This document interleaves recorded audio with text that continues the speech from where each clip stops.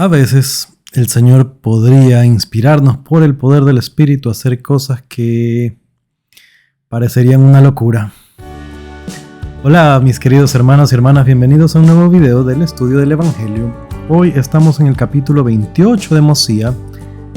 Hay varias cosas interesantes que aprender de este capítulo. Ayer aprendimos acerca de la visión de este ángel que tuvieron Alma, hijo, y los hijos del rey Mosía, el cambio que efectuó en sus corazones. Hoy veremos la consecuencia final de ello. Yo soy Daniel Ampudialazo.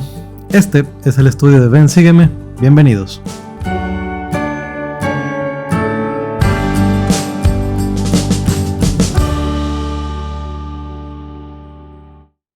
Muy bien, directo a las escrituras. Irónicamente empezamos en el capítulo anterior, en el 27. Esto no es algo que olvidé decir ayer, sino que es algo que pienso que se empata mucho mejor con lo que vamos a hablar hoy. Versículos 36 y 37.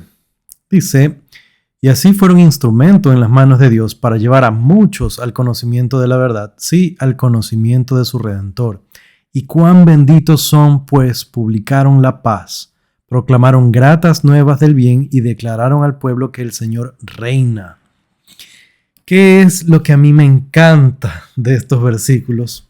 Nosotros podemos tomar de una generación atrás estos asuntos, cuando el rey Noé gobernaba, hombre inicuo, terrible, cuando Abinadí enseña entre ellos y es tomado preso, presentado ante el rey a un juicio injusto. Uno de los sacerdotes le hace esta pregunta trampa: ¿qué significa esta escritura? ¿Cuán hermosos son sobre los montes los pies de los que publican la paz? Y mencionamos que esto tal vez era porque ellos querían hacerlo confundir, entramparlo, porque lo estaban acusando de crear contención entre el pueblo. Tenemos esta generación siguiente. Alma es el único que escucha. Alma es el único que cree en las palabras de Abinadí en ese momento. Pero Alma padre, las enseña y las predica, y predica precisamente estas cosas que fue lo que aprendió de Abinadí. Ahora Alma hijo recibe esta descripción: cuán benditos son, pues publicaron la paz. Es una referencia exactamente a la misma doctrina. Y esta vez eran Alma hijo y sus amigos, los hijos del rey Mosía, los que recibían esta descripción. Lo encuentro lindísimo. Pasemos ahora sí al capítulo 28 y vamos por el principio, versículo 1. Por cierto, si se fijan, estamos aproximadamente 92 años antes de Cristo. Nos vamos acercando de a poquito. Leamos. Ahora bien, aconteció que después que los hijos de Mosía hubieron hecho todas estas cosas, pausa, ¿qué cosas? Las que acabamos de leer. Continuamos. Llevaron un pequeño número de personas consigo y volvieron a su padre el rey y le expresaron su deseo de que les concediera subir a la tierra de Nefi con aquellos que habían escogido para predicar las cosas que habían oído e impartir la palabra de Dios a sus hermanos, los lamanitas. Yo me imagino que ese día debió ser complicado. Yo me imagino a los hijos de Mosía pensando: ok, ¿cómo le decimos esto a papá? Y llegar ante el rey y decir: rey, tenemos algo que queremos pedirte permiso para hacer algo. Fíjense que no tenemos detalle de qué dijo la mamá. Yo creo que no hay espacio en las escrituras para todo lo que les tiene que haber dicho su mamá. Esto era una locura. Mosía hijo, Mosía segundo, sabía de estas cosas porque había leído el registro de Senib, de Limi, del rey Noé. Aparte había escuchado, él tenía tratos con Limi, y Limi le había contado todas las penurias por las que habían pasado por estar cerca de los lamanitas. Alma padre, tiene que haberles contado también todas las cosas que pasaron bajo la bota. Bueno, bota no en esa época, pero bajo la zapatilla de los lamanitas, cómo todos ellos sufrieron. Les tienen que haber contado cómo eran de iracundos, de furiosos, de tramposos, cómo eran terriblemente albergando este odio perpetuo en contra de los nefitas y que se alegraban y se regocijaban en atacarlos, en golpearlos, en dominarlos, destruirlos, humillarlos, todo. Y yo me imagino al rey Mosía diciéndoles: hijos, ustedes saben que los lamanitas... Y ellos: sí, papá. Perdón, sí, rey. Entonces, ¿qué les habrá dicho a su mamá? Yo me imagino a la mamá. La mamá tiene que haber estado: primero uno sufre porque ustedes se van de la iglesia, se apartan, hacen todo tipo de cosas malas, no saben cuánto oramos, cuánto ayunamos, cuánto sufrimos para que ustedes regresen. Todo lo que les dijimos, todo lo que tratamos de hacer, logramos que venga un ángel del cielo para hacerlos reaccionar. Y ahora dicen que se van a ir allá. O sea, se fueron de un extremo totalmente al otro y ahora se van a ir a morir.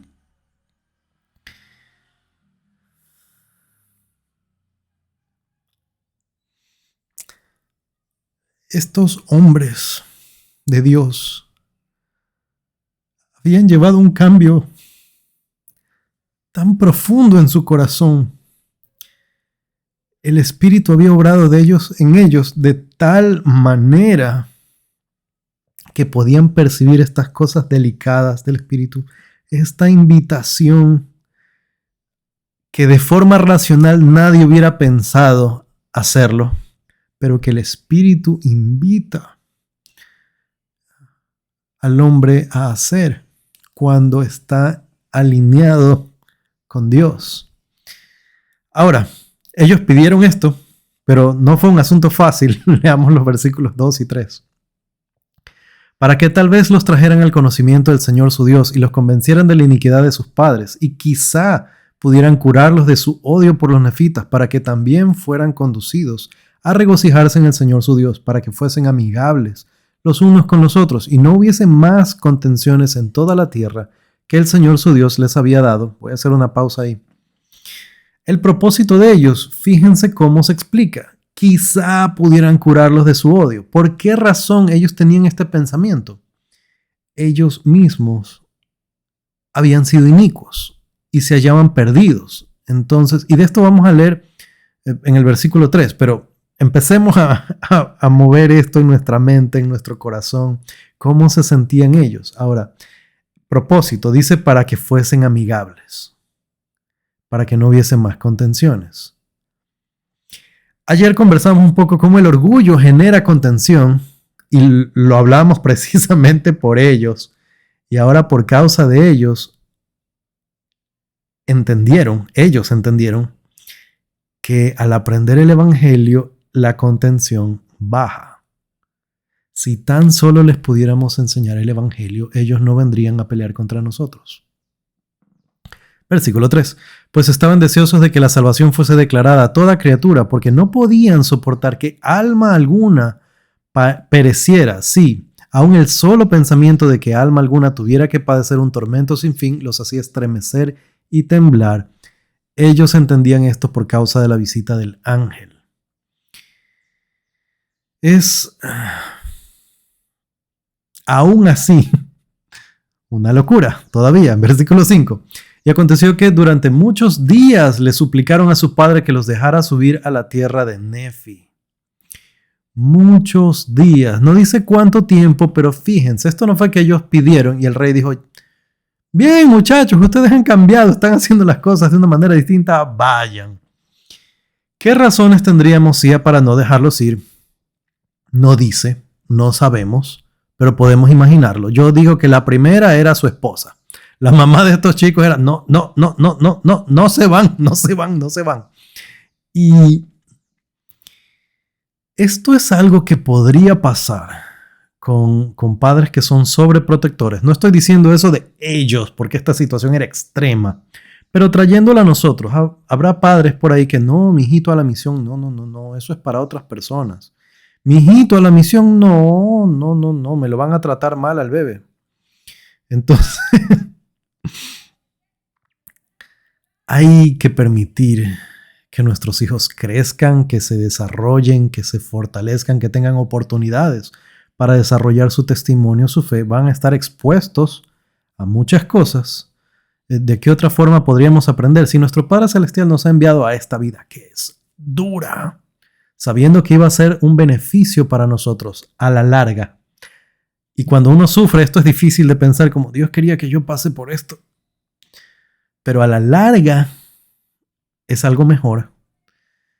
Nosotros deberíamos confiar también en nuestros hijos. Ahora, nuestro caso es más suave que lo que estamos hablando ahí. Ellos suplicaron por muchos días. Dice suplicaron. Y yo me imagino que este rey, este padre, mis hijos, y yo me imagino a la esposa, no te atrevas, no les des permiso.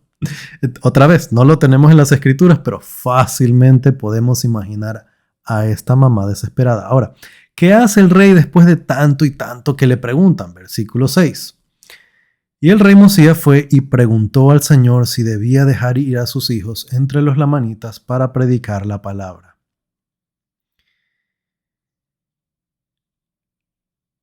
Este gran hombre seguramente tenía el deseo en su corazón de hacer la voluntad de Dios. Si no fuera así, no hubiera recibido respuesta a su oración. Pero no es solamente lo que pedimos. A veces pedimos una cosa. Yo recuerdo a mi presidente de misión cuando nos daba instrucciones, nos decía, no pidan familias de oro si ustedes no van a ser misioneros de oro. No pidan gente para enseñar si no les van a enseñar.